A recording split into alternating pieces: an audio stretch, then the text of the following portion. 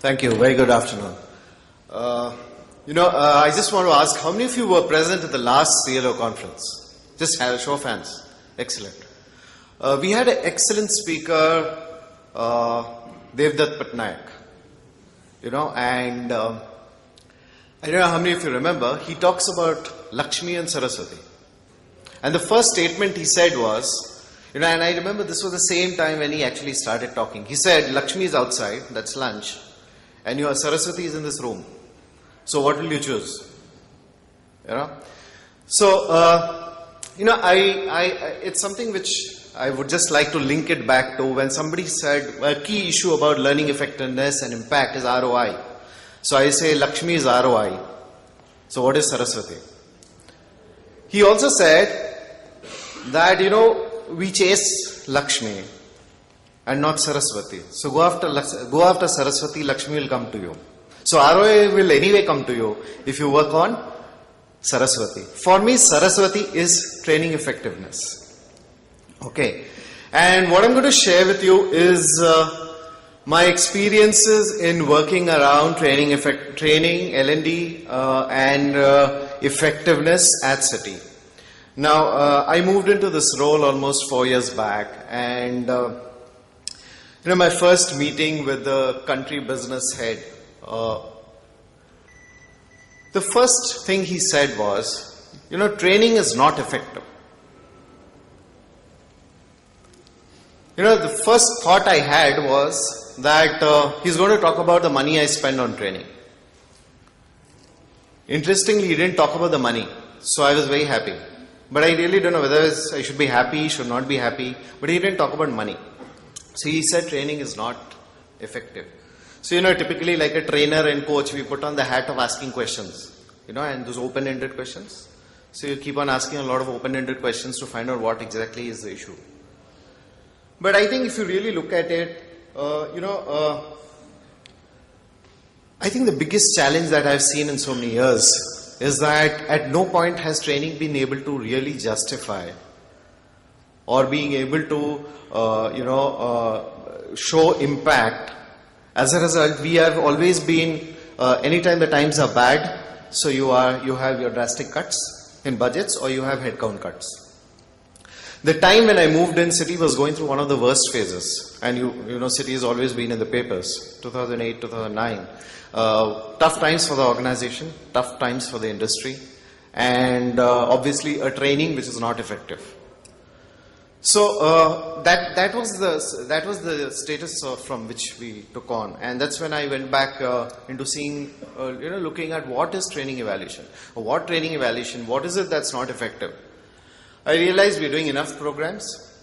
Okay, we are measuring the program. We have feedback forms. We have trainer effectiveness. We have facilitator effectiveness, we have spend analysis, we got dashboards, we got everything that's required. But yet, the business feels training is not effective.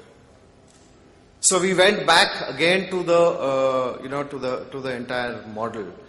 And training effectiveness is normally measured by Kirkpatrick model, that's what we all know. So we said, okay, let's look at the Kirkpatrick model. He said 1, 2, 3, 4. Now, a bit of research, bit of study into it. I realized that Kirkpatrick model in 1950s was when Donald Kirkpatrick introduced the model. And interestingly, he never said this was level 1, 2, 3, 4.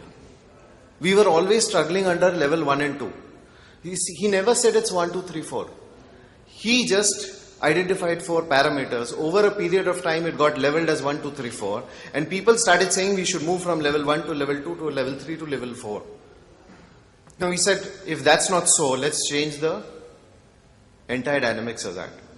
So what we did was, we looked at the fourth, we said let's look at the end in mind. So what is the end? End is not ROI. End we defined as meeting client expectations. So my country business head should say expectation should be met. So let's start with the end in mind. Now typically what happens is that the way we used to go about with the entire exercise of training, identification, was that we talk to the concerned business leaders, understand what is their criteria for the year, roll out, various training interventions during that year. And we expect everybody to be happy about it. We realize that at some point of time, I think the biggest issue is communication. We were only communicating at the top. The person through the channel does not understand why is he nominated for a training program, why is he expected to attend this training program, what is the outcome the organization wants from him post the training program. So somewhere we realized that there is a huge issue of communication, and it does not percolate down. Just does not percolate down. So we brought in a different angle to this entire piece. We brought in HR, the HR generalist on the ground.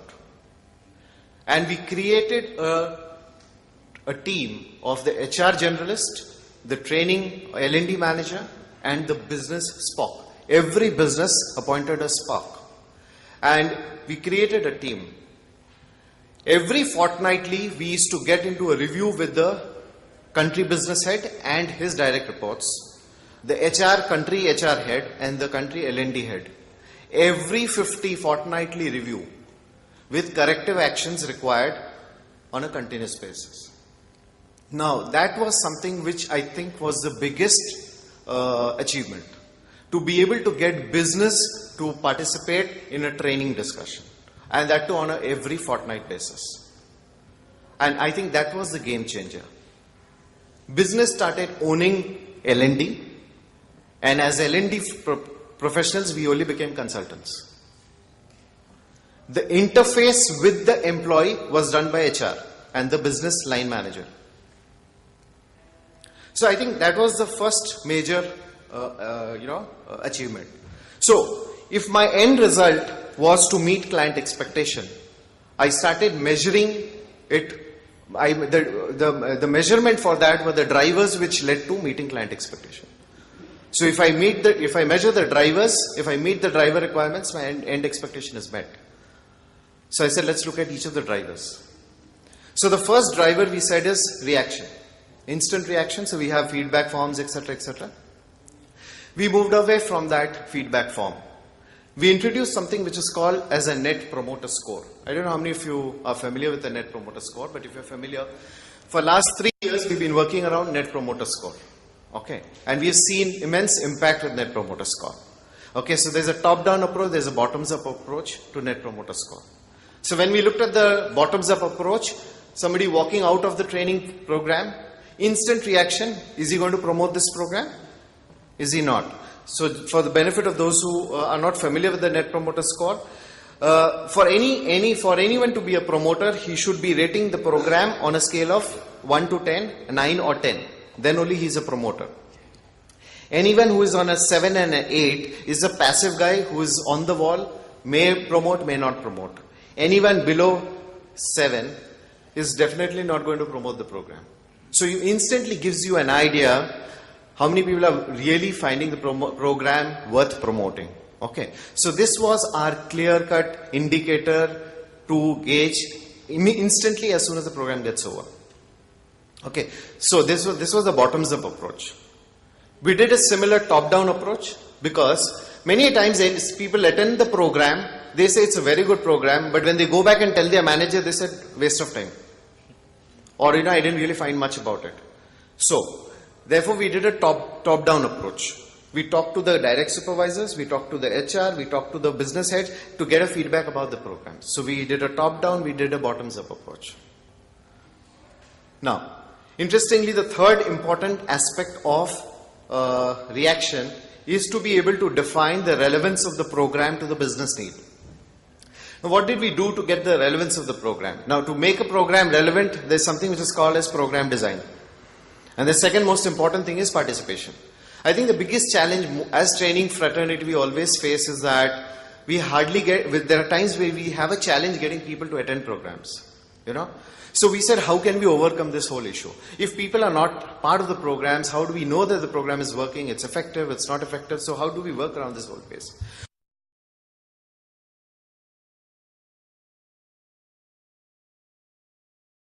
L&D professional, and there is going to be the SPOC from the business. The three of them are engaged in designing of every module. It has to be signed off by the SPOC from the business before the module is run. If there is no sign off, we don't run a module. Okay. So, since business sign off is there on the module, when it comes to participation, we have had no challenges because the business ensures participation happens. Right? So, we only operate as consultants. Ownership is with the business. They design the module. They approve the module. Even if it's an external vendor, they are engaged from the beginning to the end to closing on the external vendor in terms of content, design, structure, etc. So that's broadly what we said. So let's look at the relevance of the program, design and participation. That's what we took care of in Reaction. Coming back to the learning piece. In learning, we said that two aspects, knowledge, skill, behavior. So let's look at the knowledge piece. On the knowledge piece, we realized that business does not want to let go people for training. They say 3 days, 4 days, oh, it's too much. Can you do something in 3 hours? So I typical request. Induction program, you say 20 days, Are Bapre. I need the guy to be on the ground. So can you do something fast? So what did we do? We said, no, they need to first at least get a classroom interface. But then our entire knowledge has been bite-sized. Okay. And we have been running knowledge sessions through reinforcement sessions.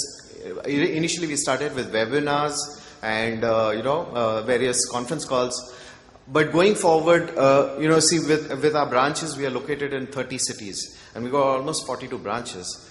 What we are doing is that we are going to have video conferencing, telepresence in all the 42 branches. So learning is going to happen because in India we can't learn over webinars. It's still very tough to learn over webinars, but we're just discussing, and Gaurav says that no, we can learn very well over webinars. So he's going to share something more on that. But we found that unless you don't see people, you really can't engage. So we said therefore have to also bring in video conferencing. This year we've done almost 3,000 employees have been trained over video conferencing. So what we're getting into video conferencing as one additional tool to learn. But basic objective is to make learning bite-sized. That's very, very important. So that's on the knowledge piece. On the skills also we have gone bite-sized. A sales process is broken up into 5 modules. And each of the module is measured for effectiveness. So opening a call, pitching, etc. All the stages are all bite-sized. So that's the way we have, and we work on a concept of gyms, to reinforce this entire learning. So that's what we have done. On the behavior, it requires constant observation. Almost 85% of our managers are trained on coaching. They're trained how to observe behaviors and how to coach people on the spot, on the job, on specific behaviors. So, to address the issue of behaviors, we have moved it to the line supervisor. So, if you really look at this entire model of Kirkpatrick, where we talk of reaction, learning, behavior, and then measurement, you would have noticed that we moved everything to business. Business is the owner of learning and development. HR and L&D are the facilitators. L&D operates as a consultant. So let's come to budgets. In these tough times of city, my budget has grown 20% every year. Okay, I have had no issues with headcount. I started with a team of 4, I have a team of 14. So all I just want to say is that one has to look at a differentiated approach to be able to bring about measurement. Change your measurement parameters and talk of what you call as return on effectiveness rather than return on investments. Because the moment you say investments, it's money. It's very difficult to quantify it. When you talk of effectiveness, you can really quantify it and have different drivers to measure it. So thank you very much. I just want to hand it over to Suman.